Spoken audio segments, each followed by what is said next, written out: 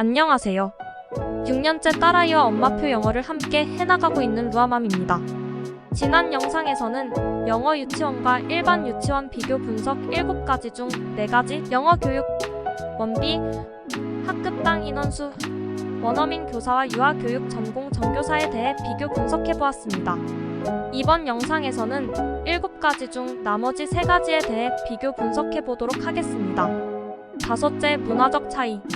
일반 유치원을 다니면 아이들이 어린이집이나 가정에서 보육을 받다가 교육기관인 유치원에 가게 되면서 환경적인 변화에 대한 적응만 하면 크게 문제될 것이 없지요.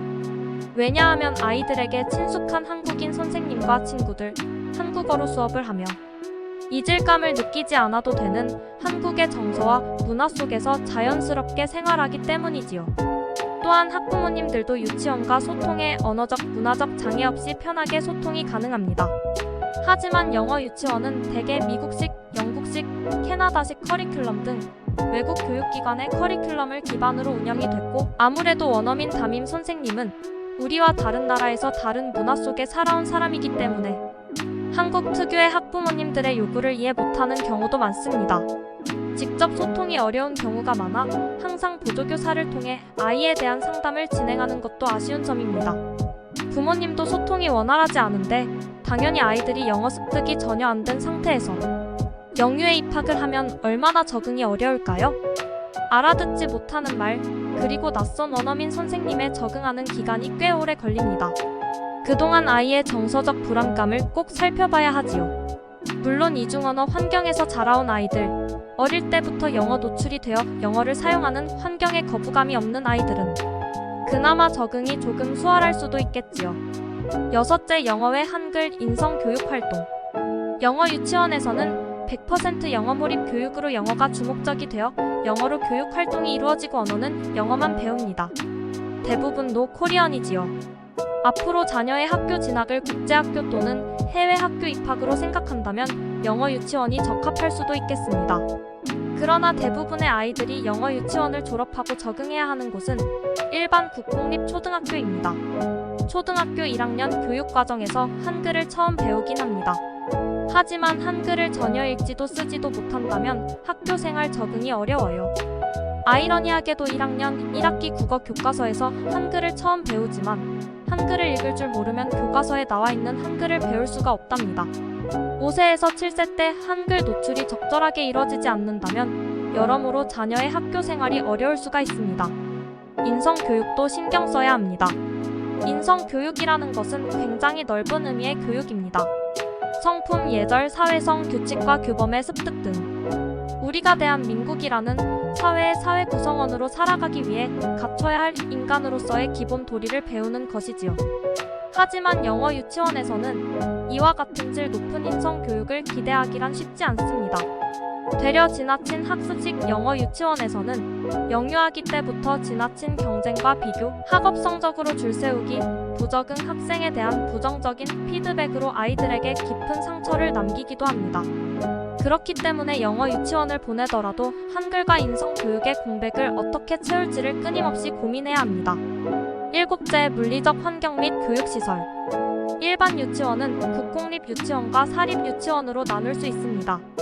국공립 유치원은 병설 유치원과 단설 유치원으로 나뉘는데 모두 국가에서 지원해주는 프로그램 및 예산 등이 풍부하여 시설 및 교육 프로그램의 질적인 면이 우수합니다.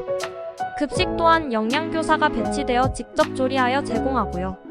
사립 유치원은 개인 사업자가 설립하여 운영하는 유치원입니다. 각 사립 유치원마다 특성화된 영역이 다릅니다. 영어, 체육, 숲놀이, 수영, 인성 등 특성화된 교육과정을 운영하되 국가에서 고시한 누리교육과정을 운영하는 곳입니다. 개인이 운영하는 사업체이기 때문에 방과 후 프로그램 및 유치원 시설이 좋은 경우가 많습니다. 급식 시설도 대부분 갖춰져 있으며 개인 조리사를 고용하여 직접 조리되어 제공되는 곳이 많습니다.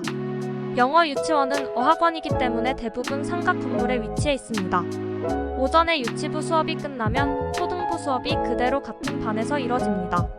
입학 설명회 및 유치원 투어를 가보시면 아시겠지만 대부분 상가 건물에 있어서 어린아이들이 엘리베이터를 타고 오르락 내리락하며 등하원을 해야 하고 화장실도 유아용 화장실이 비치되어 있지 않은 경우도 많습니다. 또 유치원생들은 실내화를 신고 생활하지만 같은 교실을 오후에는 초등학생들이 외부 신발을 신고 들어와 이용합니다. 그나마 요즘은 이 부분도 큰 불만으로 여겨져 오후 초등부 어학원을 겸하는 영유에서는 매일 소독 및 청소를 철저하게 한다고 강조합니다. 일반적인 국공립, 사립유치원 교실에 비해 굉장히 규모가 작고 유아 교육을 위한 환경 구성도 미흡한 편입니다.